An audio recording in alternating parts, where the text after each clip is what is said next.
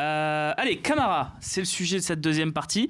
Le voyez-vous titulaire désormais cette saison après ses premières prestations en défense centrale, puisque c'est là que le débat s'installe, même si Rudy Garcia le voit toujours comme un milieu de terrain. Bref, et si Rudy Garcia a annoncé que sa charnière de rêve, c'était Rami Kaleta-Car pour cette saison, il l'a dit lors de la présentation du Croate. Est-ce que Camara devient pour vous le titulaire de la défense centrale aux côtés, pourquoi pas de Rami, probablement de Rami? Bastien. Alors moi je vais dire non, en espérant un retour en forme d'Adil. Et moi je n'ai pas forcément de gros doutes sur Kaleta-Car. Parce que je l'ai vu bon avec Salzbourg de une. Et parce que j'estime qu'une fois qu'il aura apprivoisé ce championnat, où il faut être peut-être un peu plus vicieux que ce qu'il est, il est trop gentil, ça peut être un très bon défenseur. Par contre, à l'heure actuelle, au niveau des performances, première journée contre Toulouse, il fait un super match. Hier, il fait un super match. Déjà sortir 2 bons matchs d'un défenseur central cette saison de l'OM, c'est compliqué. Donc évidemment que tu es obligé de cocher son nom et de le mettre actuellement. Il ne faudrait pas partir, et c'est un petit problème, j'imagine. Tu parles du match de Toulouse, il a fait un super match. Et puis la logique de Rudy Garcia, c'est de dire à Nîmes, il faut intégrer les champions du monde, enfin ceux qui sont allés jusqu'en finale, parce que si tu leur donnes pas de rythme, ils en auront jamais, on rentre dans un cercle vicieux. Complémentarité aussi. Donc on les met, et puis on a vu ce que ça a donné, et peut-être que tu aurais laissé Camara sur la pelouse à Nîmes, ça se serait pas passé comme ça. Il faudrait pas rentrer dans une logique à chaque fois où tu te dis, on va le relancer, Kaleta-Car, on va le relancer, parce que Karim Rekik, souvenez-vous, je dis pas que Kaleta-Car, c'est une merguez à la Karim Rekik. Attention, c'est pas ce que je veux dire. Je veux dire, il faudrait pas rentrer dans un truc où on se dit, on va le relancer, parce que quand même, on l'a vu à Salzbourg, quand même, il nous a coûté 19 millions d'euros. Mais de facto, tu vas quand même le relancer à Limassol. Normalement. Et à côté de ça, avoir à chaque fois ce truc de Camara en se disant ouais mais lui il est jeune et compagnie, parce qu'au final le tort qu'il a à Camara, c'est d'avoir été formé à l'Olympique de Marseille et de ne pas coûter 20 millions d'euros. Je vous rappelle que excusez-moi d'y revenir à chaque fois, mais on faisait des débats ici où des gens, j'étais seul sur le plateau à défendre, à dire mais donnez-lui de l'argent, il jouerait ailleurs, on ferait des pieds et des mains pour l'acheter, il est chez nous et on rechigne à lui mettre le salaire, ce qu'il demandait à l'époque quand même, c'était le tiers du salaire de Maxime Lopez et ça semblait incroyable. Regardez aujourd'hui Maxime Lopez, Boubacar Camara, si on vous dit qu'il y en a un qui gagne 3 fois moins que l'autre, ça va vous faire quand même un peu rigoler. Ce que je veux dire, c'est que il y a un joueur, il ne faut pas se dire parce qu'il a l'Olympique de Marseille, on ne le considère pas. Mais c'est des débats, ça, à Lyon, il y a 15 ans, quand ils avaient Benzema, il y avait des gens qui disaient... Donc non, titulaire ou pas, cette saison? Mais oui, il faut arrêter de regarder l'âge, il faut arrêter de regarder le contexte, il faut regarder les performances. Donc ta charnière, c'est Rami Camara pour cette saison. Camara, jusqu'à son prochain match où il se rate. Et à ce moment-là, le match où il se rate, on dira, il est jeune. Fais un tour au frais, garçon, et puis tu reviendras dans la rotation. Okay.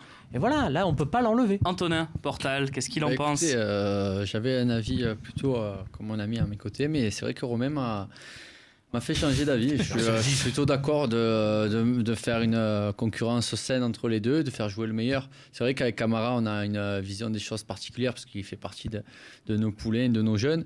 Et on a une attitude mauvaise finalement avec lui, alors qu'on devrait lui donner sa chance et occulter un petit peu le fait qu'il gagne moins d'argent, qu'il soit du centre de formation et tout ça.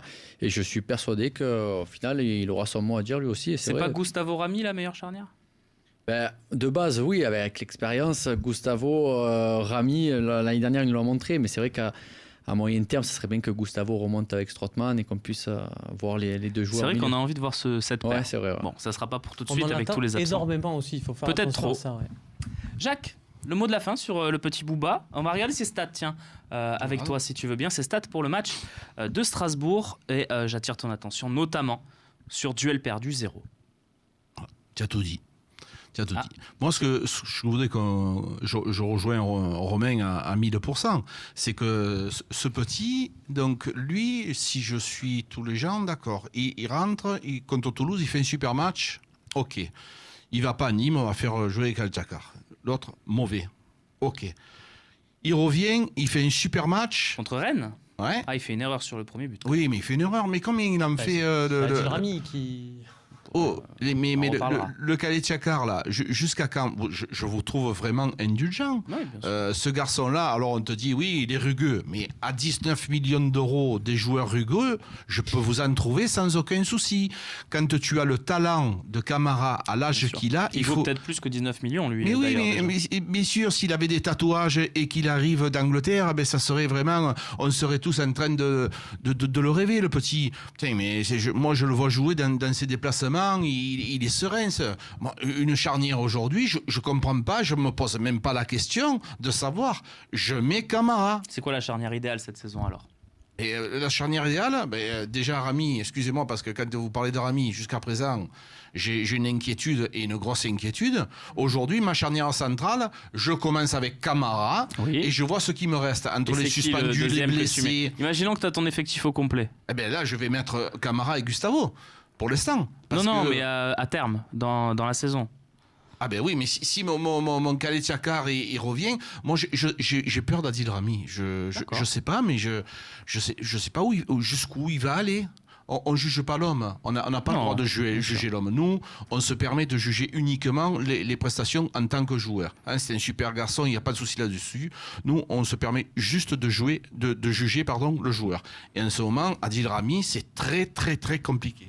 Très bien, messieurs. En tout cas, vous vous êtes tous exprimés avec des avis différents sur le cas Camara. Enfin, c'est comme ça qu'on dit. On passe tout de suite à Kevin Strootman parce que là aussi, on a commencé à lire quelques inquiétudes sur les réseaux sociaux, dans vos commentaires sur le Phocéen également. On va se poser les questions.